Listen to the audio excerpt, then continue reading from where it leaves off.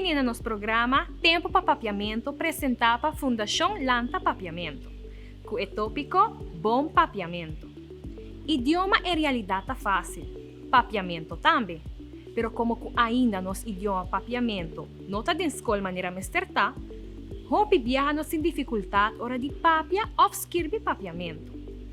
Hopi viaja nos bruja a regra de idioma com outro idioma, ou nos mesta inventar algo. Cada idioma tem sua regra, papiamento também. Tipo de palavra que por causa problema tá é preposição. Preposição tá é palavra chiquito que por usa diante de substantivo. Preposição tá hopi importante para dar unificação na frase. Não por traduzir for de outro idioma ou pôr kiko kuta. Hopi viaja nos tá usa net a palavra robês ou tá usa tradução de outro idioma de holandês, por exemplo. Aqui te sigue algum exemplo de preposição robês. De seguinte exemplo nang traduzir a preposição for de holandês. No vai riba bisita cerca família.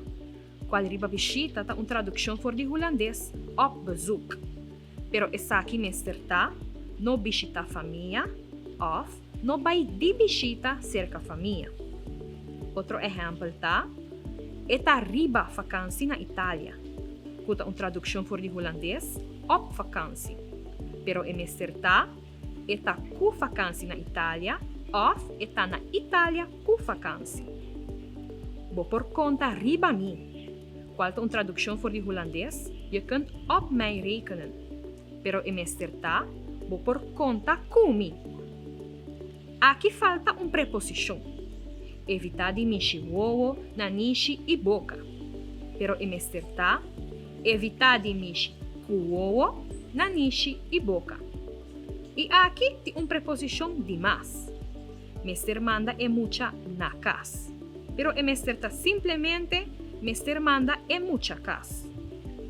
Hopi biata bruja a palavra nang riba e arriba. Mientras tem diferente função de frase e diferente unificação. E boek está riba mesa. Una holandês está op tafel. E no, e boek está arriba mesa. Pero si, tur e kamer nan ta arriba. Alle kamers zijn boven. Essa aqui tá tur pa awe. De outro dia com mais de nos dushi papiamento.